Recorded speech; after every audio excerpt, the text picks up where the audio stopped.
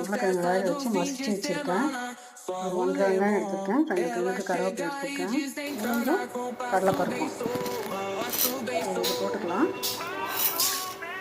1 spoon சோம்பு போட்டுக்கலாம். நல்லா வதங்கிட்டோம்.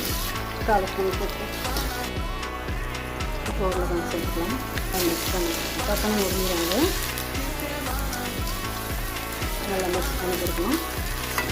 1/2 ஸ்பூன் மஞ்சள் பொடி,